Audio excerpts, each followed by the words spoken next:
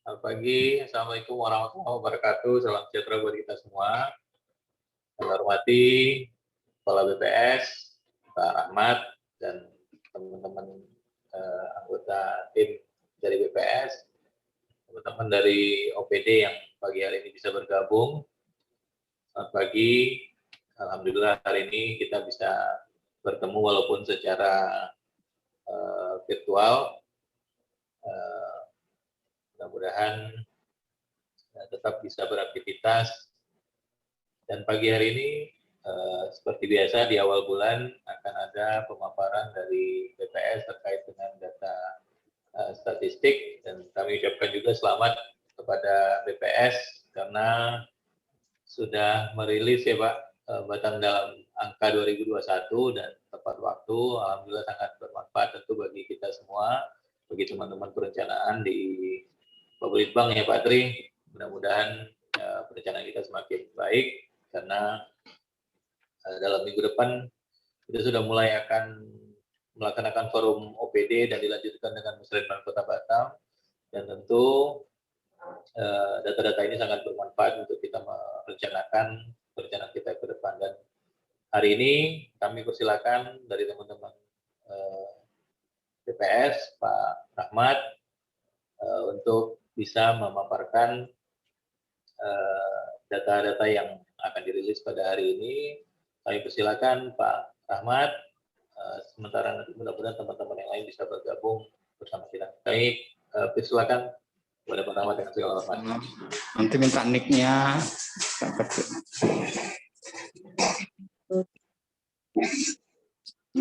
Kalau kakak yang grogi.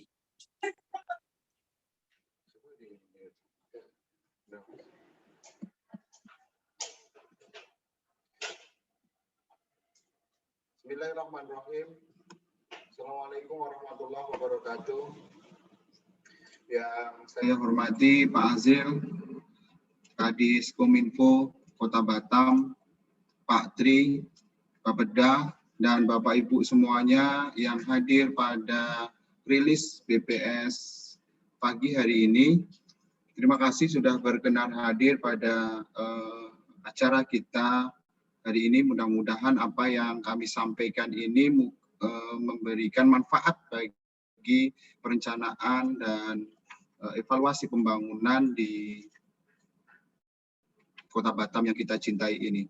Bapak Ibu sekalian, pagi hari ini kita akan menyampaikan 3 hal utama indikator yang biasa kita rilis, yaitu inflasi, kemudian pariwisata, ekspor impor. Kemudian kami akan tambahkan dengan merupakan rilis perdana statistik transportasi.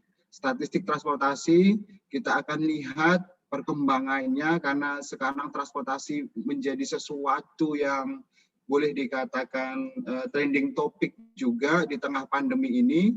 Dan kemudian yang terakhir nanti kami sekilas akan menyampaikan hasil sensus penduduk 2020 Kota Batam yang sudah dirilis beberapa hari yang lalu, tetapi ini perlu kami sampaikan di forum yang sangat berbahagia ini ya, satu statistik sektoral Kota Batam, sehingga kita sama-sama bisa saling memahami bahwa kita sudah mempunyai hasil sensus penduduk di tahun 2020.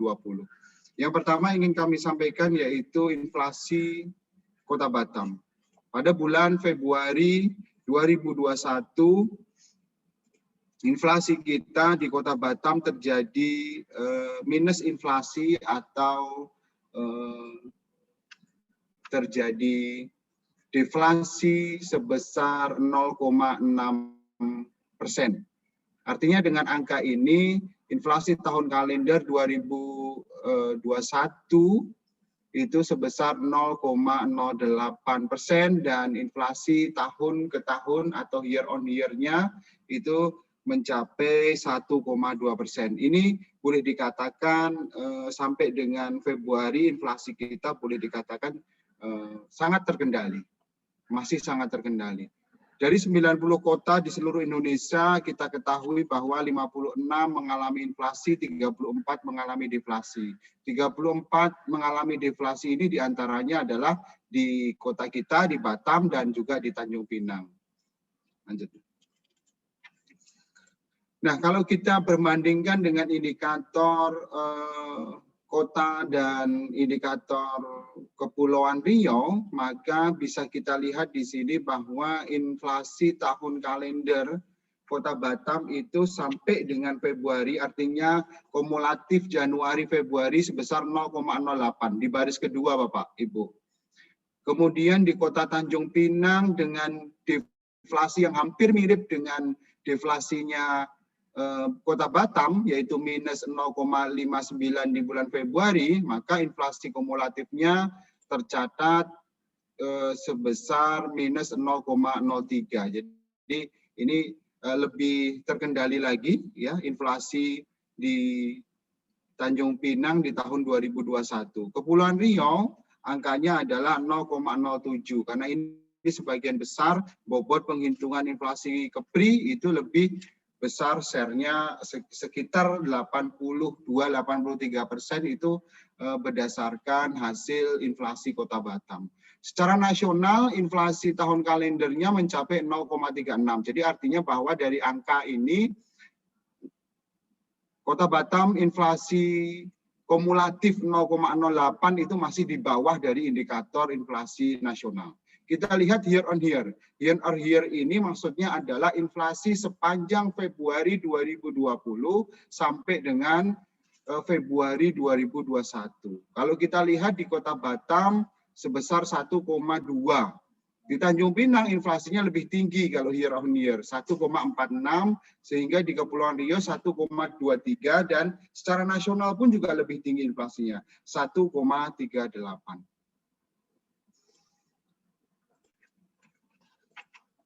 Nah, kalau kita lihat inflasi kita yang mengalami deflasi pada bulan Februari sebesar 0,6 itu merupakan deflasi terdalam kelima se-Sumatera atau sebanyak 24 kota di Sumatera.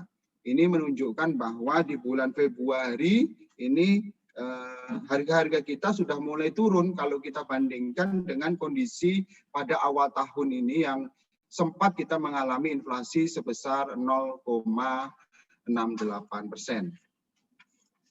Nah, kalau kita bandingkan Bapak Ibu sekalian secara kumulatif, ini adalah angka kumulatif, kita kumulatifkan selama 2 bulan, Januari Februari 2021, bahwa kita terjadi Kota Batam itu mengalami inflasi besarannya adalah 0,06, maka ya kita masih cukup aman gitu, karena kalau kita bandingkan dengan 24 kota lainnya se-Sumatera, maka ini masih sangat terkendali atau masih cukup relatif kecil inflasi kita.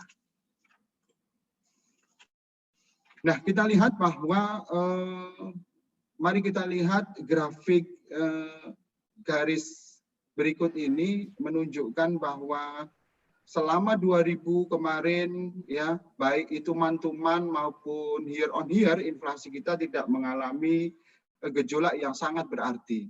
Nah, kalau kita lihat di awal tahun sempat mengalami inflasi yang cukup tinggi, ini juga tidak terjadi di bulan, untungnya ya, tidak terjadi di bulan Februari, di mana inflasi kita cukup atau sangat terkendali dengan minus 0,6 atau deflasi 0,6. Jadi artinya bahwa inflasi kita yang tinggi di bulan Januari itu tertutupi oleh deflasi di Februari 2021. Ini mudah-mudahan akan berlanjut terus grafiknya.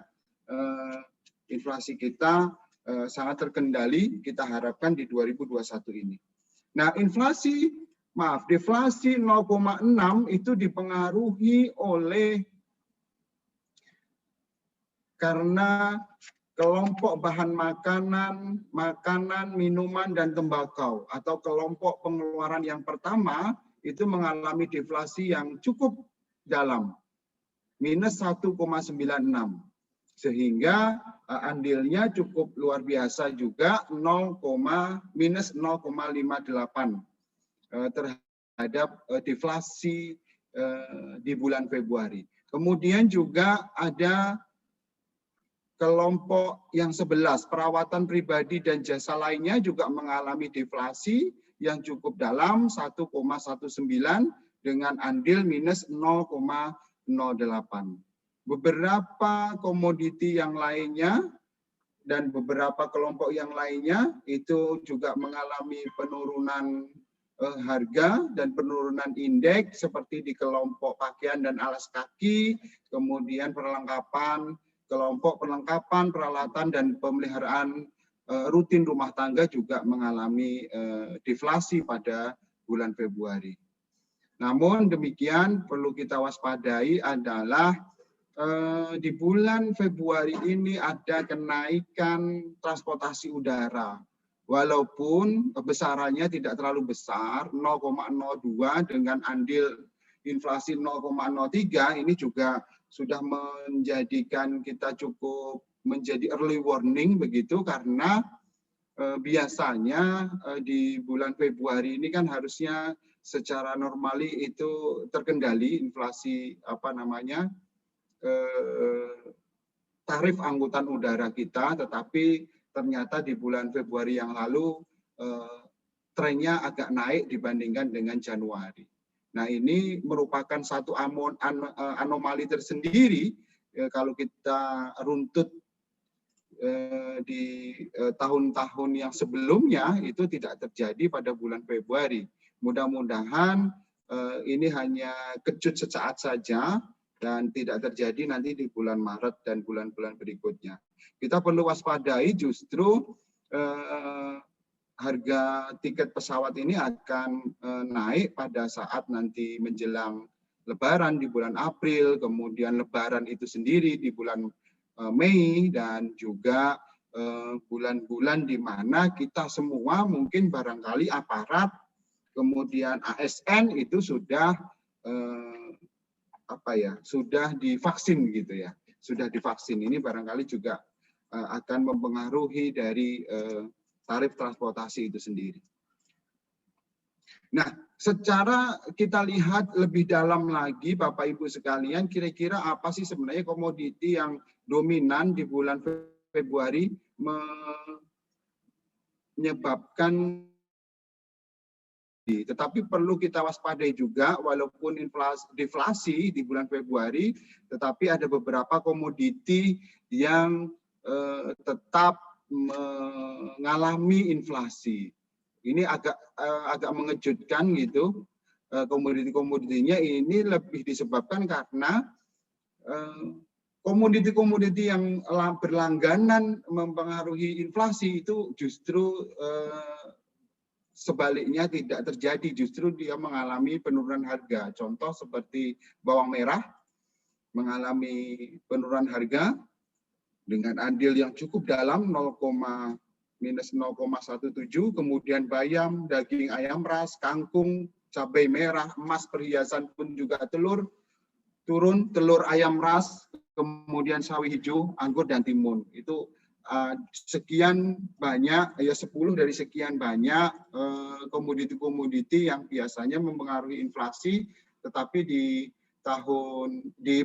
bulan ini itu mengalami deflasi. Sehingga muncullah komoditi-komoditi seperti ikan layang ya, atau ikan benggol, beras, kemudian ikan mujair, tarif check up, kemudian wortel, serta angkutan udara yang mengalami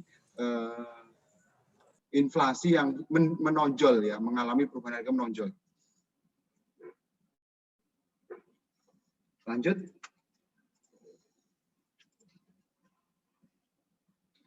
Ya, ini adalah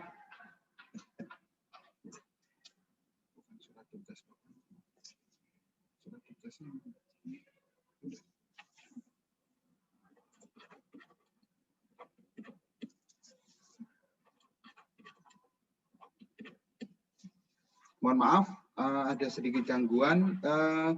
Kita lanjutkan Bapak Ibu secara kumulatif, artinya dari Januari sampai dengan Februari, komoditi-komoditi yang perlu kita waspadai mengalami kenaikan di awal tahun ini, yaitu beras, cabai rawit, daging ayam ras, ikan, benggol, kemudian nasi dengan lauk, mie, ikan mujair, tahu. Tahu ini karena memang tarif atau harga kedelai yang naik, kemudian wortel serta kacang panjang. Lanjut, kemudian yang komoditi yang mengalami penurunan harga itu seperti angkutan udara, walaupun di Februari, maksud saya adalah statementnya adalah walaupun di Februari naik, tetapi secara kumulatif dia angkutan udara 2021 itu masih turun, Pak. Yaitu angkutan udara, bawang merah, cabai merah, bayam, kangkung, kemudian telur ayam ras juga mengalami penurunan, emas perhiasan, sawi hijau, air kemasan, dan kentang. Baik, itu tadi adalah rilis indikator inflasi kita di bulan Februari. Alhamdulillah mengalami deflasi sebesar 0,6%, sehingga secara kumulatif inflasi Januari-Februari kita sebesar 0,08. Semoga inflasi kita terus akan dapat kita kendalikan. Karena tantangan kita, Bapak Ibu sekalian, kalau kita bisa mengendalikan inflasi di 2020, sepanjang 2020 inflasi kita hanya sebesar 1,12%, tetapi tantangan kita itu justru di tahun ini, 2021 ini, walaupun pandemi masih berlangsung, tetapi kita sudah new normal, kita sudah berlaku, barang-barang kita sudah mulai, aktivitas penduduk kita sudah mulai menggeliat. Ini akan menjadi tantangan kita bagaimana kita bisa mengendalikan, menstabilkan harga-harga yang ada di pasaran kita. Yang kedua adalah indikator pariwisata. Saya kira indikator pariwisata kita hanya kami sampaikan sekilas saja, sekilas layang pandang, karena memang belum ada kegiatan berarti atau jumlah wisman yang masuk masih sama saja, artinya tidak ada sesuatu, ya memang pintu keluar dari Singapura, dari Malaysia juga masih ditutup ke luar negeri, termasuk ke kota Batam, jadi wisman kita juga belum siuman dari mati suri, dan sepanjang Januari 2021 itu hanya ekspatriat hanya sebesar 260 yang melewati pintu masuk di pelabuhan-pelabuhan di Batam. Artinya dengan angka ini terjadi penurunan yang luar biasa dibandingkan dengan Januari 2020, di mana penurunannya sebesar 99,83, karena pada kita ingat di 2020 yang lalu kondisi kita masih sangat normal, belum terdampak pandemi. Nah, kalau kita lihat grafik batang berikut ini, seperti di dalam slide Bapak Ibu sekalian, bahwa prestasi kita sepanjang 2000 yang terbesar adalah di tahun 2019. Wisman kita mencapai 1,94 juta wisman. Ini catatan ini artinya bahwa wisman yang berkunjung ke kita itu jumlahnya hampir sama dengan penduduk kota Batam itu sendiri. Tetapi kemudian karena pandemi selama 2020 anjlok menjadi hanya 299.158 kunjungan. Ini pun juga mencapai ratusan ribu karena memang kalau kita lihat di data itu karena memang di bulan Januari, Februari, dan Maretnya itu masih ada kunjungan. Dengan angka Januari 2021 ini, Bapak Ibu sekalian, bahwa kita harus bekerja dan berjuang lebih keras lagi supaya wisman kita kembali pulih. Tentu saja tidak lain bagaimana kita meyakinkan dunia luar bahwa kita sudah aman dari pandemi. sehingga orang akan berbondong-bondong untuk kembali lagi masuk ke Kepri, masuk ke kota Batam, dan masuk ke wilayah-wilayah di Indonesia. Nah, kalau kita lihat dengan angka ini bahwa khusus untuk di tahun 2021, kalau kita bandingkan dengan Januari 2020 secara kumulatif, karena masih 1 bulan, ya sekali lagi bahwa terjadi penurunan yang luar biasa dari sebelumnya di Januari 2020 itu sebesar Wisman kita itu sebesar 157.306 kunjungan, ya di bulan Januari 2021 ini hanya mencapai 260 kunjungan. Artinya bahwa seluruh kegiatan Wisman kita itu hampir dikatakan tidak ada kegiatan. Yang menarik adalah Bapak Ibu sekalian, kalau kita bandingkan dengan Kepri, angka Kepri juga sama dengan angka Batam. Artinya bahwa selama Januari 2021 itu kegiatan Wisman itu semuanya itu melalui pintu masuk Batam. Jadi dapat kita simpulkan bahwa pintu masuk lain di Tanjung Pinang, di Bintan, dan kemudian di Tanjung Balai Karimun itu masih 0 Wisman di Januari 2021. Nah, sebagai informasi saja mengawali tahun 2021, tingkat hunian kamar hotel berbintang itu mencapai 24,41. Biasanya kalau kita bandingkan dengan tahun lalu atau tahun Januari 2020 itu tingkat hunian kamarnya mencapai 46,49%. Jadi hampir setengahnya memang tingkat hunian kamar kita itu kosong ya, atau menurunnya 100%, hampir 100%. Lanjut.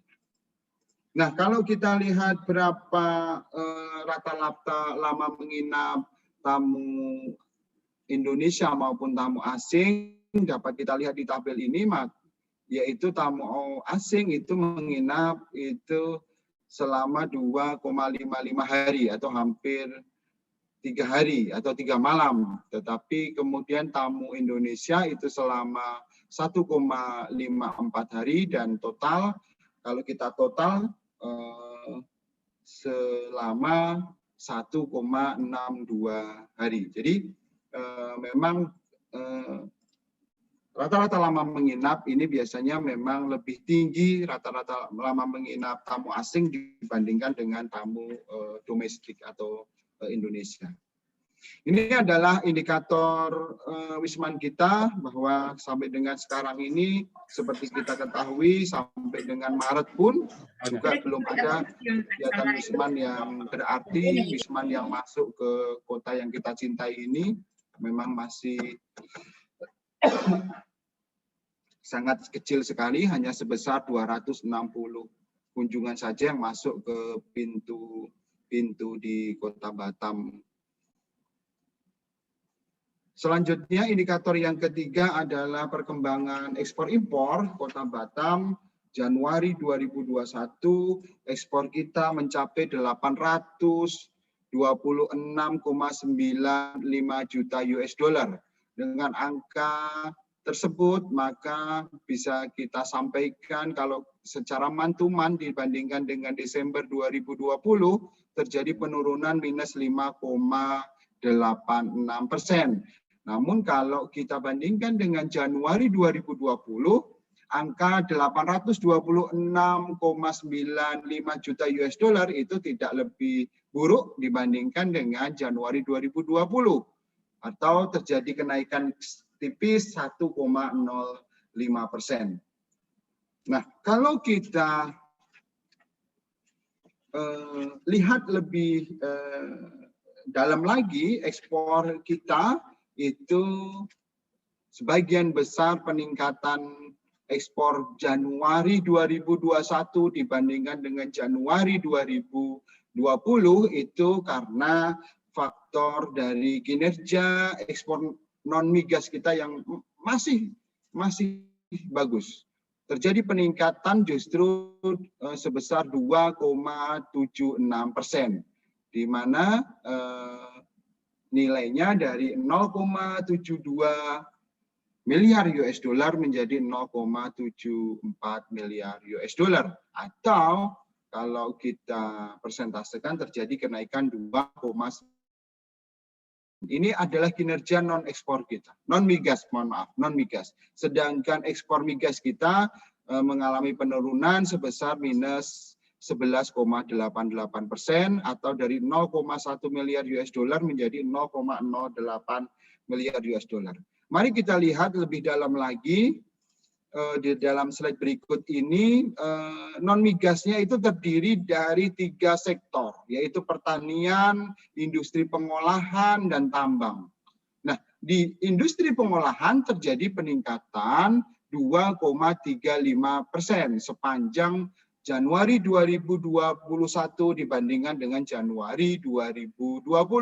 Kemudian di pertanian juga ada, ekspor pertanian juga ada peningkatan 42,73%, walaupun secara nominal tidak begitu terlihat gitu, dan begitu juga dengan pertambangan. Nah, ini lebih disebabkan karena memang share dari ekspor industri pengolahan kita itu luar biasa, hampir 90% atau tepatnya 88,55%. Itu ekspor merupakan hasil-hasil industri manufaktur. 10% merupakan hasil migas dan hanya 1,25% merupakan hasil pertanian. Dan hampir tidak ada ekspor di barang hasil tambang.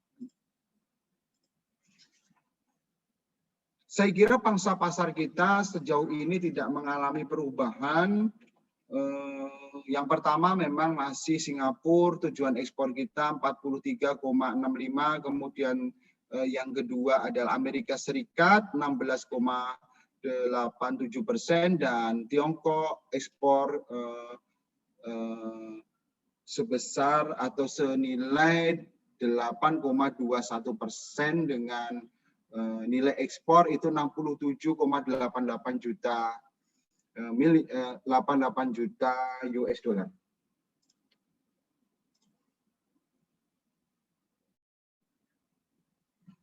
Nah, kalau kita lihat Bapak Ibu sekalian di tabel berikut ini lebih detail lagi ya, negara-negara 10 besar yang menjadi tujuan ekspor kita, yaitu Singapura, kemudian yang kedua adalah Amerika Serikat, kemudian Tiongkok, kemudian di bawahnya ada Australia. Besarannya 3,48%. Barang-barang kita ekspor ke Australia, kemudian juga ada yang ke India, Jerman, Jepang, kemudian Mesir, Perancis, serta Belanda.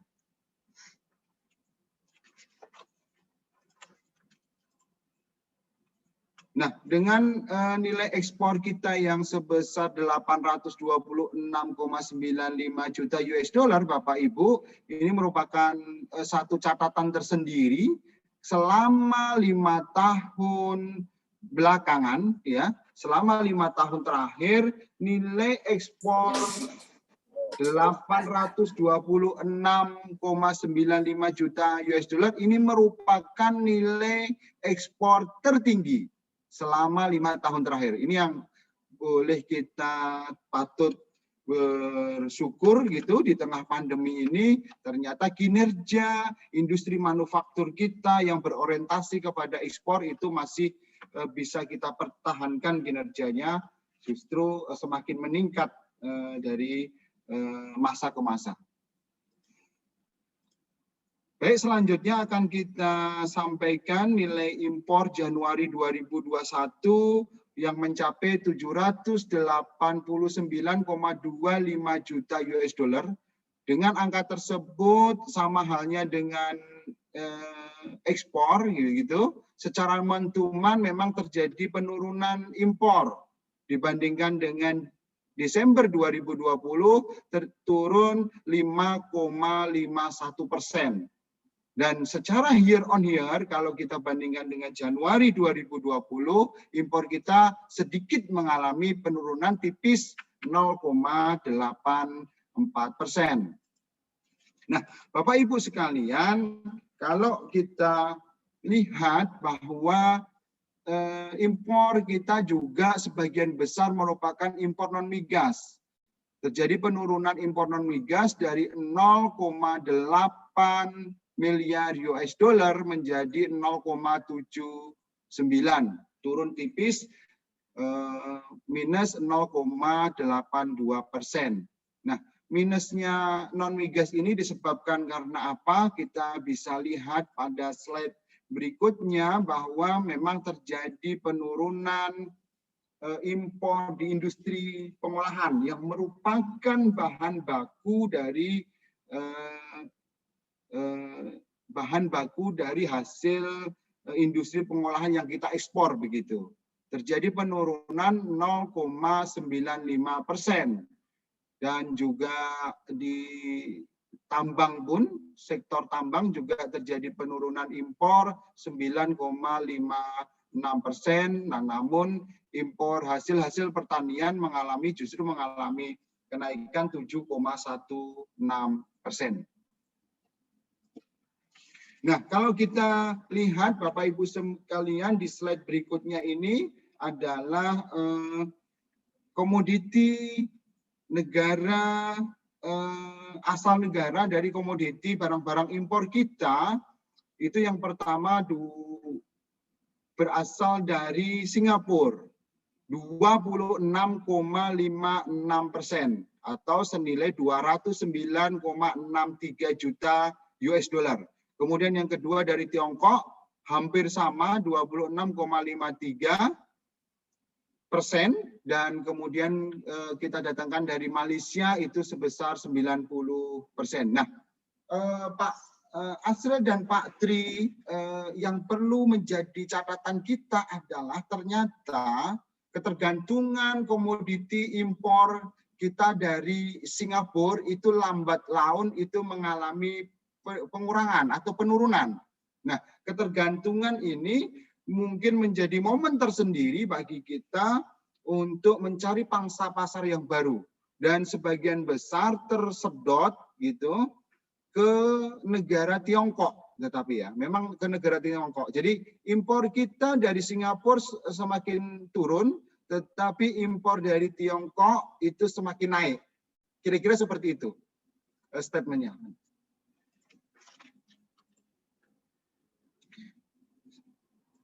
Nah, kalau kita lihat di tabel berikut ini, Bapak Ibu sekalian, nah kita bandingkan antara Januari 2020, ya impor kita dari Singapura itu masih sangat dominan, 355,67 juta US dollar.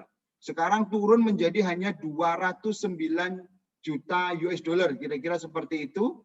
Bandingkan dengan Tiongkok, kita bandingkan yang di Januari 2020 yang lalu, impor dari Tiongkok itu hanya sebesar 84,25 juta US dollar. Tetapi di tahun ini, Januari 2021, sudah bisa mengimbangi atau menyamai dari nilai impor dari Singapura, 209,42 juta US dollar. Kita bandingkan baris Singapura dengan Tiongkok di kolom Januari, kolom 2, dan kolom 4, Januari 2020 dengan Januari 2021. Ini menjadi satu fenomena tersendiri bagi kita untuk bisa apa yang terjadi dengan Singapura dan Tiongkok, sehingga ketergantungan impor kita dari Singapura itu lambat laun semakin mengecil. Nah, seperti halnya dengan Bapak Ibu sekalian, seperti halnya dengan catatan ekspor, di mana ekspor Januari 2021 ini merupakan ekspor tertinggi, namun sayangnya impor Januari 2021 ya merupakan impor yang tertinggi juga kalau kita bandingkan dengan Januari 4 tahun yang lalu, atau impor Januari 2021 merupakan impor Januari tertinggi dalam 5 tahun terakhir. Nah, dengan nilai ekspor dan impor yang sudah kami sampaikan, di mana ekspor kita 826,95 juta US dollar, kemudian impor sebesar 789,25 juta US dollar, sehingga surplus neraca perdagangan kita di Januari 2021 itu sebesar 37,7 juta US dollar. Jadi lumayan kita masih surplus ya, belum ada catatan minus sepanjang 2020 sampai dengan 2021 ini. Kemudian selanjutnya Bapak Ibu sekalian, ini merupakan rilis pertama kami, bagian dari penambahan, kami ingin menyajikan yang lebih luas dan lebih banyak lagi. Ini dalam upaya kami, kita akan menyampaikan perkembangan transportasi Kota Batam Januari 2021. Setelah berbagai simulasi dan kemudian rekon internal yang kami lakukan, akhirnya di tahun 2021 ini kita akan menambah satu catatan indikator makro, yaitu perkembangan transportasi yang mudah-mudahan nanti akan kita rilis setiap bulan di hadapan Bapak Ibu sekalian.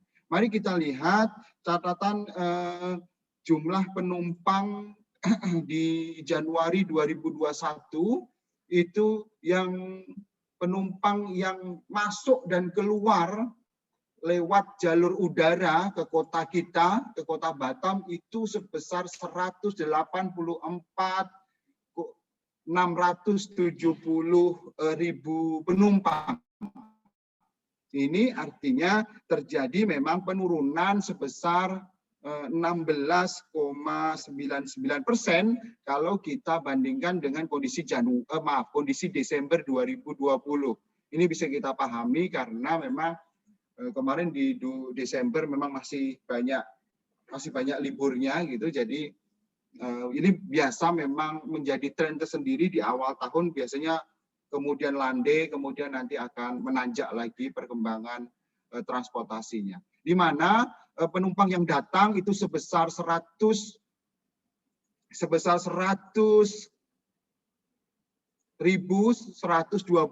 penumpang. Kemudian yang berangkat itu 83.547. Nah, ini perlu menjadi catatan sendiri Bapak Ibu sekalian, ternyata di tengah pandemi ini penumpang Januari yang datang itu lebih banyak gitu.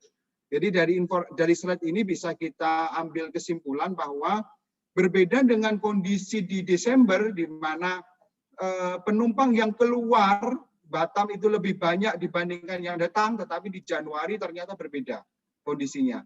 Bahwa yang datang ini lebih banyak dibandingkan dengan yang, yang datang itu lebih banyak dibandingkan dengan yang keluar atau yang berangkat. Nah, ini bisa menjadi satu analisa tersendiri, apakah kita merupakan destinasi pariwisata nasional, apakah memang karena banyak dari saudara-saudara kita penduduk Kota Batam ini yang pulang kampung untuk liburan dan lain sebagainya. Ini bisa kita analisa lebih jauh dan lebih dalam lagi.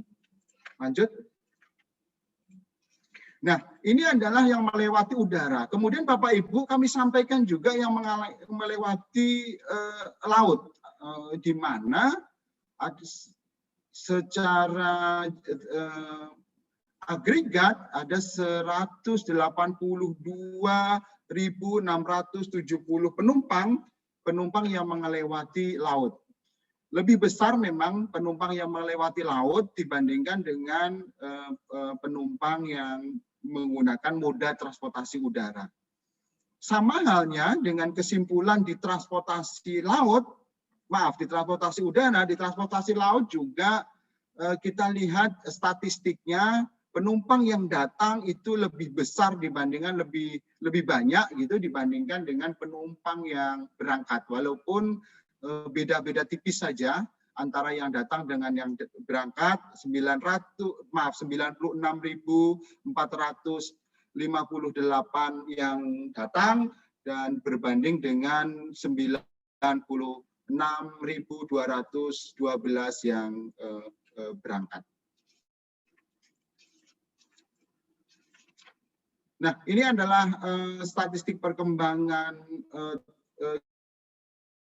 domain yang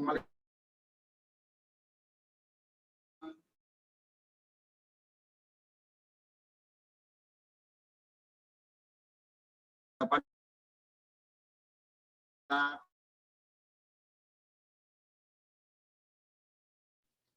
Suaranya putus-putus, Pak Ahmad.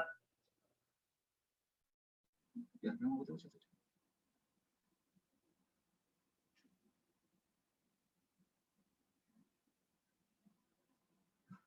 halo, mohon maaf Pak Asril.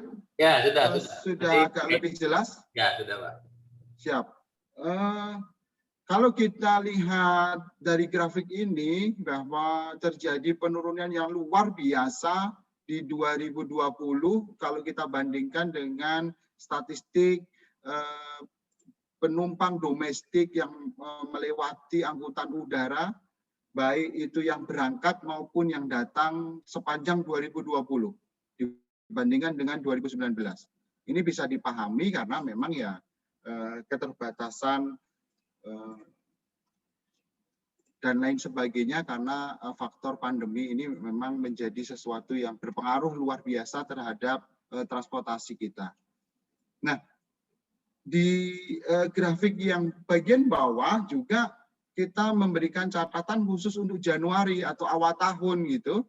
Sama saja statistiknya bahwa di sepanjang 2021 ya, di sepanjang 2021 ini ternyata lebih rendah gitu.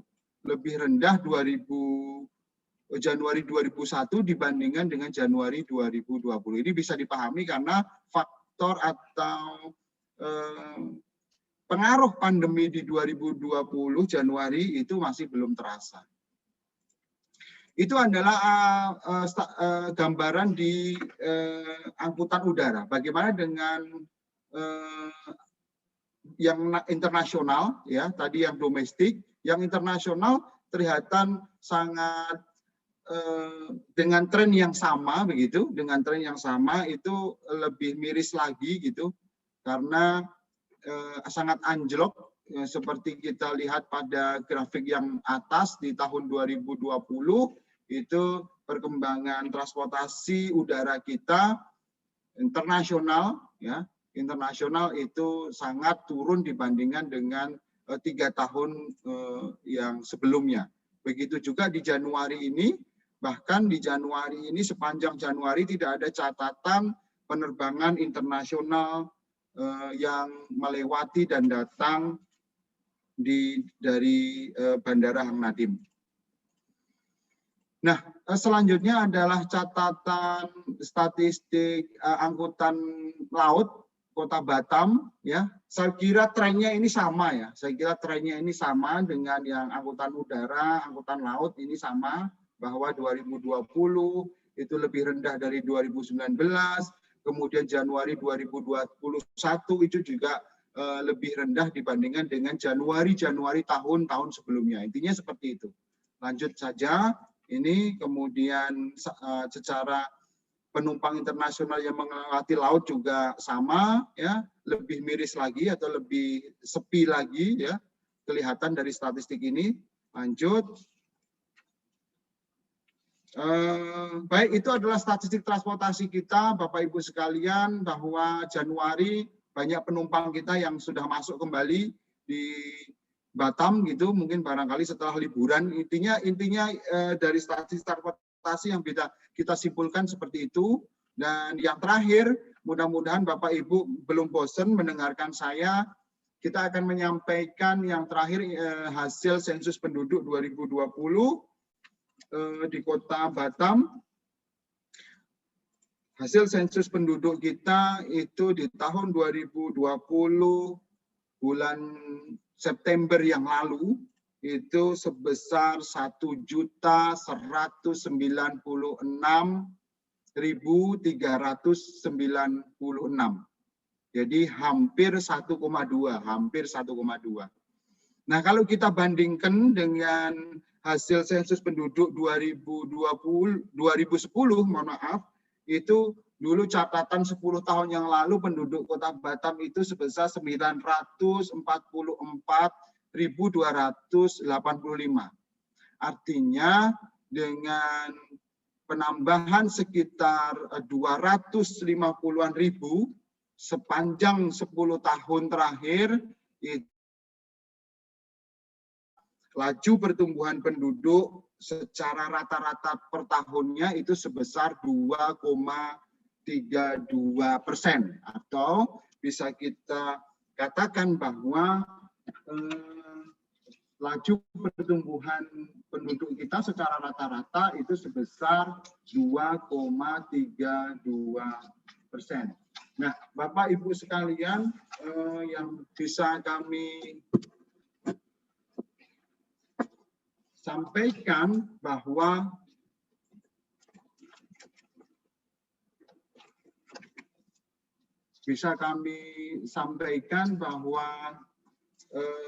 laju pertumbuhan penduduk ini walaupun mengalami penurunan dibandingkan dengan 10 tahun yang lalu, ya, artinya bahwa dari grafik yang simpel ini bisa kita simpulkan bahwa 10 tahun belakangan ini laju pertumbuhan kita itu jauh mengalami penurunan dibandingkan dengan dekade 10 tahun yang lalu. 2000 sampai dengan rentang 2010 itu laju pertumbuhannya itu dahsyat sekali di Kota Batam, 7,64%. Bapak Ibu sekalian, perlu kita ketahui bahwa secara rata-rata nasional laju pertumbuhan penduduk itu sebesar 1,25%. Sebesar 1,25%. Jadi walaupun terjadi penurunan yang dasar terhadap laju pertumbuhan penduduk Kota Batam, tetapi laju pertumbuhan penduduk kita masih jauh di bawah rata-rata nasional. Nah, ini bisa dimaklumi mungkin karena barangkali yang pertama ada beberapa faktor bahwa ada kejenuhan atau secara ekonomi daya pikat Kota Batam itu tidak sedahsyat 10 tahun yang lalu begitu. Di periode 2000 sampai dengan 2010. Kemudian secara ekonomi ada kejenuhan bahwa daya tampung kapasitas ekonomi kita juga sudah mendekati ambang batas, sudah mendekati klimaks gitu. Dan kemudian barangkali faktor yang ketiga adalah ya itu tadi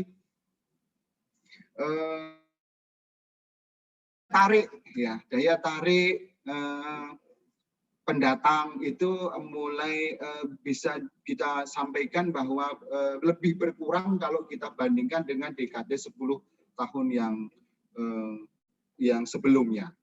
Nah, Bapak Ibu sekalian, saya ingin membandingkan dengan laju pertumbuhan penduduk di kabupaten kota di Kepri. Ya, di Kepri itu laju pertumbuhan Bintan itu hanya 1,1. Kemudian di Lingga itu hanya 1,31.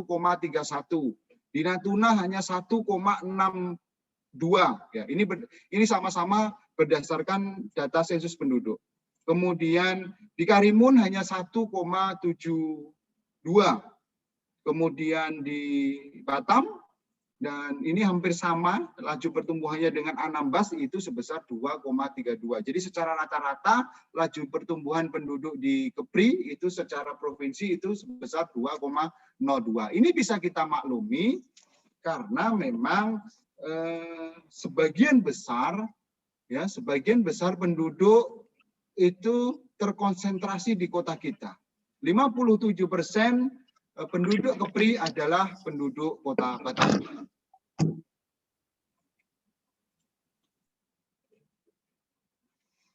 Nah, kalau kita lihat penduduk berdasarkan gender, Bapak Ibu sekalian, dari hasil sensus penduduk, maka di kota kita itu masih lebih banyak laki-laki dibandingkan dengan perempuan. 50,94% merupakan penduduk laki-laki atau sebesar 609.399 orang, dan 49,06% atau 586.997 orang merupakan penduduk perempuan. Artinya bahwa ya sebagai kota industri, sebagai kota pariwisata, jumlah laki-laki kita, laki-laki itu, gender laki-laki itu lebih banyak daripada perempuan. Bahkan secara nasional pun, ya, secara nasional pun ini bukan cuma terjadi di Batam, secara nasional pun laki-laki masih lebih banyak dibandingkan dengan perempuan.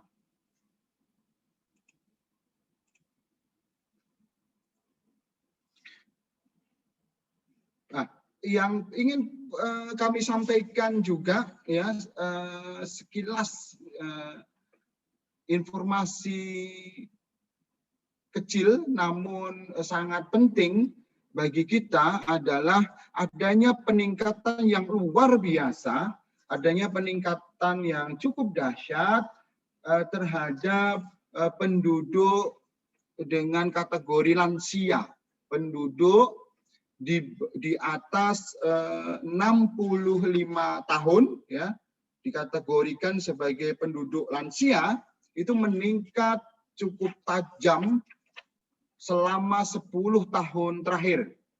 Kalau di 2010 itu penduduk lansia kita itu hanya 1,61%,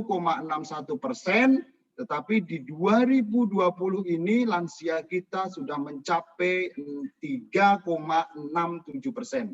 Jadi penduduk usia 65 ke atas kita itu sudah lebih banyak, sangat banyak dibandingkan dengan periode tahun 10 tahun yang lalu.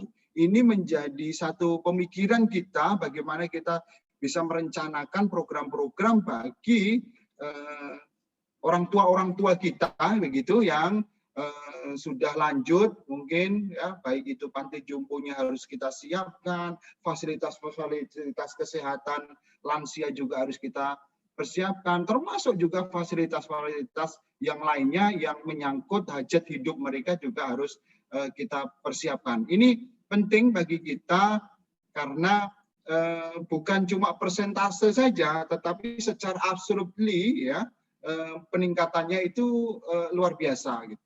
Ini kan persentase dari hasil hampir 1,2 juta dibandingkan dengan yang lalu hanya hampir 1.900.000-an di 2010 yang lalu. Ini menjadi sesuatu hal yang menjadi perhatian kita bagaimana kita bisa mengelola fasilitas-fasilitas yang harus kita sediakan untuk orang tua kita. Ini juga Bapak Ibu sekalian tidak terlepas dari IPM kita, bahwa di dalam salah satu variabel IPM kita, ya, yang sebesar IPM kita yang sudah sangat baik 81 nilainya, itu salah satu variabelnya adalah angka harapan hidup. Angka harapan hidup di Kota Batam itu sudah mencapai 73 tahun. Gitu. Nah, kalau kita bandingkan dengan kabupaten kota yang lain, itu belum mencapai 70 tahun. Nah, ini menjadi satu indikator tersendiri bahwa masih begitu banyak lansia di Kota Batam kita. Di tengah kita periode sekarang ini kita masih menikmati bonus demografi, tetapi kita juga harus mempersiapkan orang tua kita ini yang semakin hari, semakin tahun, semakin bertambah. Artinya bahwa masa depan kita, gitu, Bapak Ibu sekalian, nanti pada saat senja itu juga harus menjadi perhatian tersendiri. Lanjut.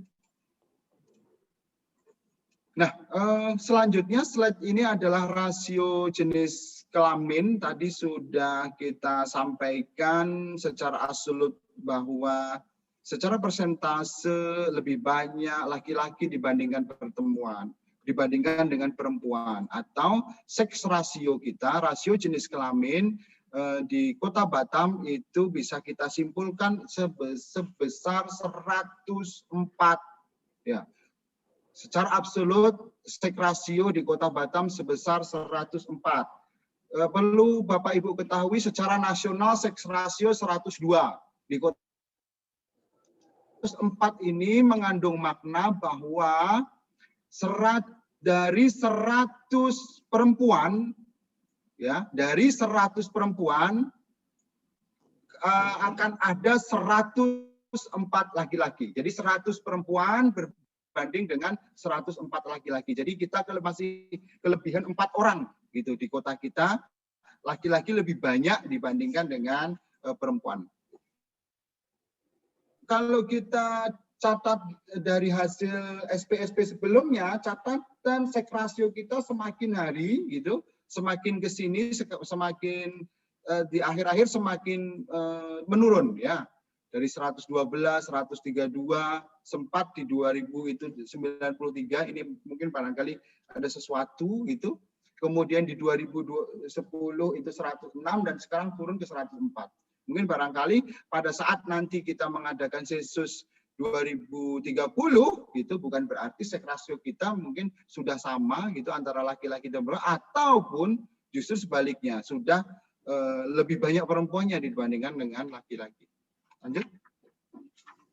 Nah, selanjutnya ingin kami sampaikan penduduk berdasarkan kecamatan. Ya, berdasarkan kecamatan, bahwa dari hasil sensus penduduk kita ketahui Sabulung merupakan kecamatan terbanyak dengan jumlah penduduk mencapai 209.386 jiwa. Kemudian diikuti Kota Batam 198.617 jiwa, Sekupang, Batu Aji, kemudian Bengkong. Kemudian mainline yang strata yang kedua ada Sebeduk 96.000, kemudian Lubuk Baja 84, Nongsa 81, kemudian Batu Ampar 60, kemudian hinterland kita itu mulai dari belakang Padang, Galang, dan Bulang. Itu sekilas mengenai kesebaran dari penduduk berdasarkan kecamatan. Nah, kemudian kita akan sampaikan slide terakhir, Bapak Ibu sekalian, biar pas 1 jam begitu. Kita sampaikan slide terakhir ini adalah struktur umur penduduk di kota yang kita cintai ini berdasarkan generasinya. Kalau kita pilah-pilah menjadi 6 generasi, ya, yaitu pre-boomer, itu merupakan generasi yang tadi lansia tadi Pak, lahir sebelum 1945 atau umurnya sudah lebih dari 75 tahun. Pre-boomer itu sebanyak 0,39%. Lumayan Pak.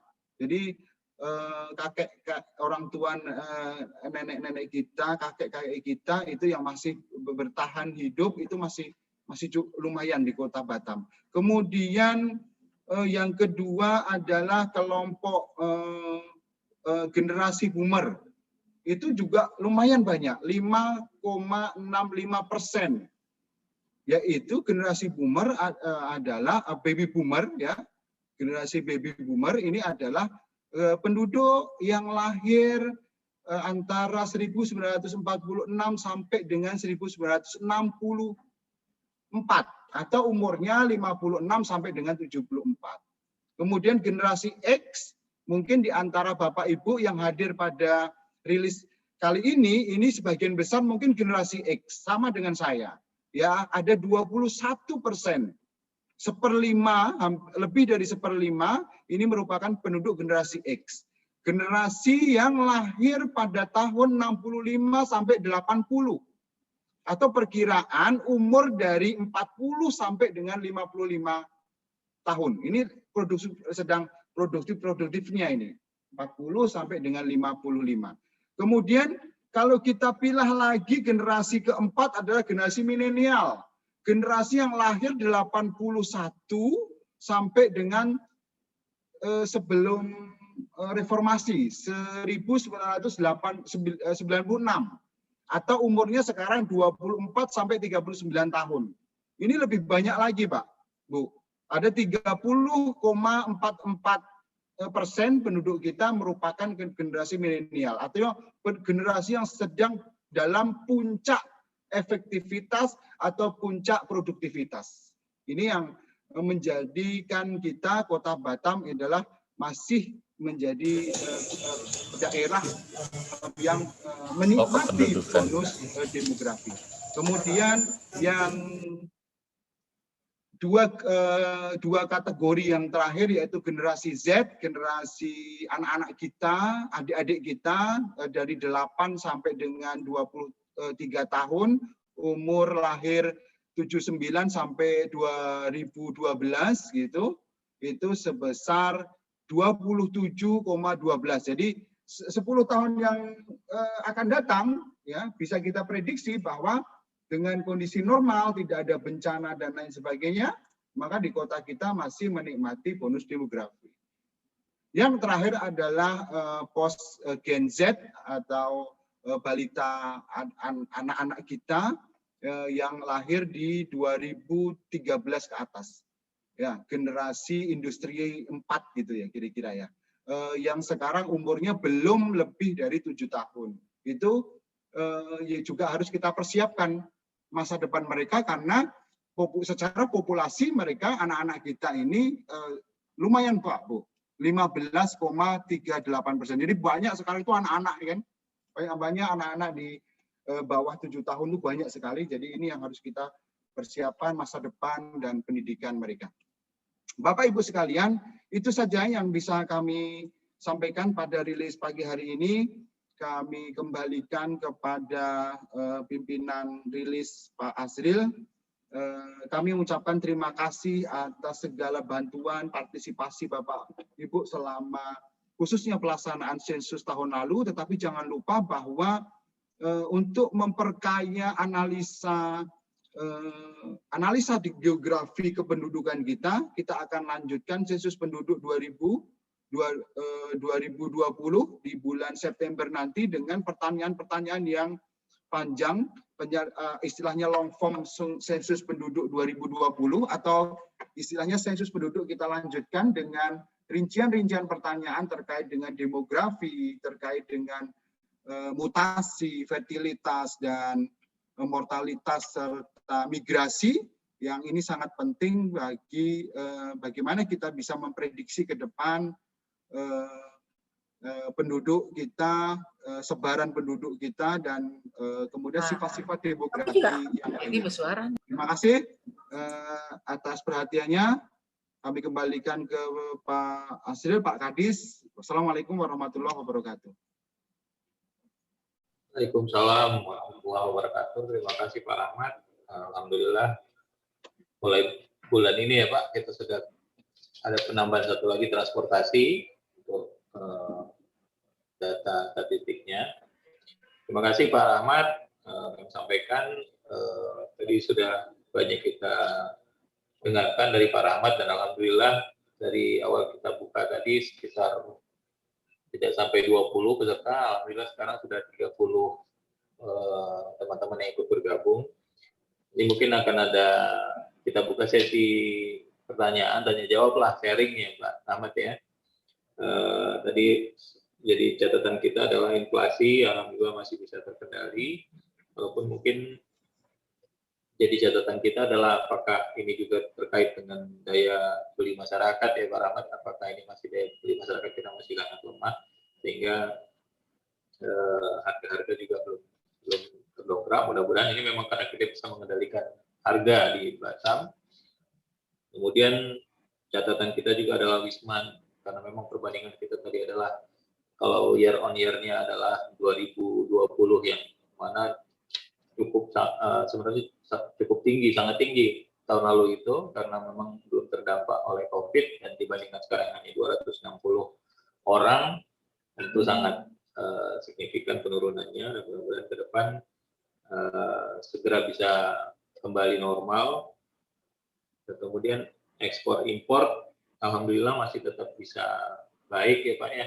Kalau kita bandingkan year on year-nya masih meningkat, walaupun catatan kita Pak, misalnya ekspor kita ini kan tergantung dengan impor karena bahan baku. Nah, kalau di catatan ini bulan ini kan impor kita menurun sebenarnya. Nah, mungkin perlu dilihat juga apakah nanti ekspor kita di bulan-bulan berikutnya akan terjadi penurunan karena barang impor kita ini kan menjadi bahan baku yang akan digunakan untuk produksi kemudian diekspor. Nah, mudah-mudahan barang-barang dalam kita sendiri juga bisa ada yang menggantikan barang-barang impor sehingga penurunan impor ini tidak berpengaruh pada ekspor kita nantinya. Kemudian transportasi tentu tadi juga berkaitan dengan salah satunya Wisman, berkurangnya kemudahan untuk kita berpindah, bertransportasi, berangkat dengan banyak segala aturan-aturan yang diperlukan sehingga memang transportasi tadi sangat menurun. Kalau kita lihat termasuk catatan-catatan sensus ya Pak, mudah-mudahan alhamdulillah sudah berjalan lancar tahun lalu walaupun di tengah pandemi. Kerja keras teman-teman dari BPS alhamdulillah sudah selesai walaupun nanti akan dilanjutkan lagi di bulan September ya Pak Rahmat. Mungkin itu sedikit catatan-catatan kami dan mungkin kami persilakan kalau ada teman-teman yang lain juga ingin menyampaikan pandangan atau sharing atau bertanya kepada Pak Rahmat, mungkin kami buka sesinya Pak. Terima kasih Pak Rahmat. Ya, silakan Pak Tri, mungkin ada catatan. Terima kasih. Sebelum yang lain.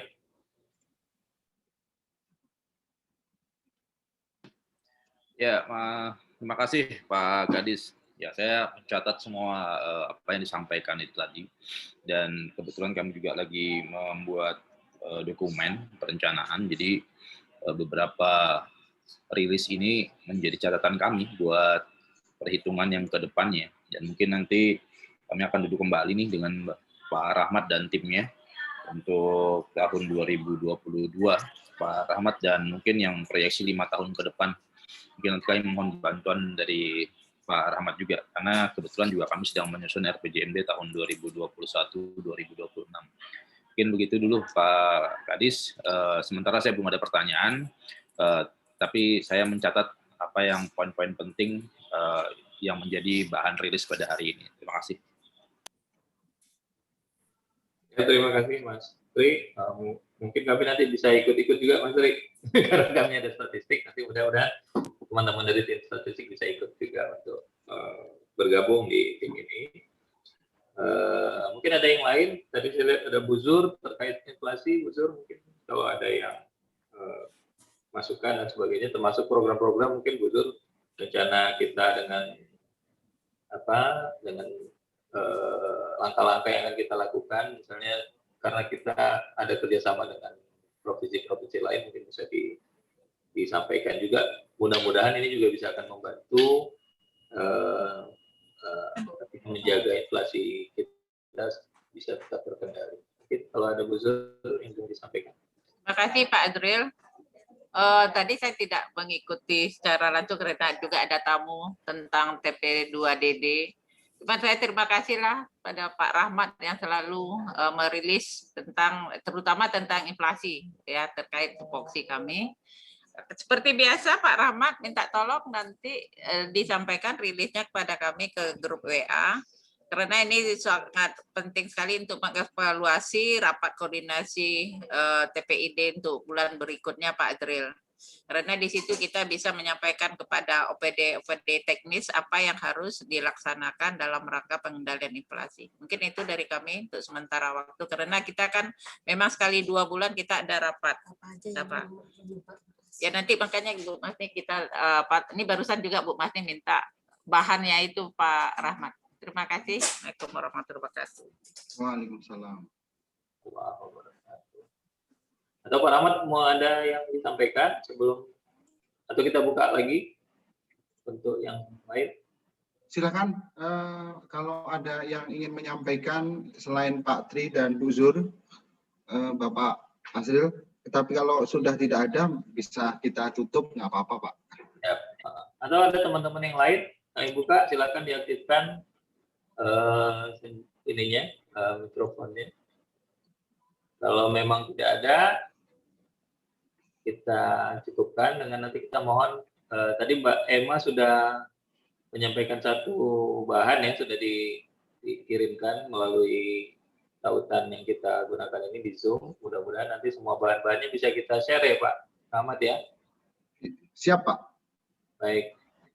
Kalau memang tidak ada, kami ucapkan terima kasih banyak kepada Pak Ahmad dan tim, pada teman-teman OPD di pemerintah Kota Batam yang hari ini bisa bergabung, dan alhamdulillah hari ini saya bisa bergabung dari awal sampai akhir Pak. Alhamdulillah biasanya saya Siap, Pak.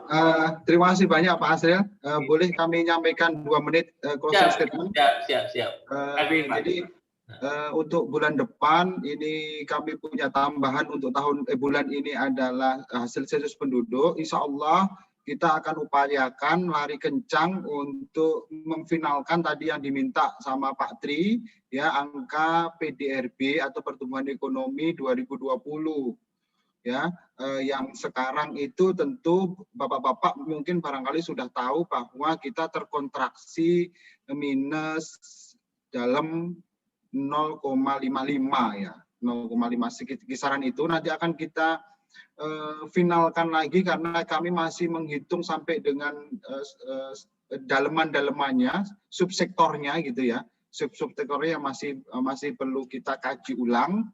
Ini yang mudah-mudahan bulan depan menjadi salah satu trigger rilis kami gitu, selain daripada 4 indikator rutin yang menjadi rutin akan kita selalu rilis gitu.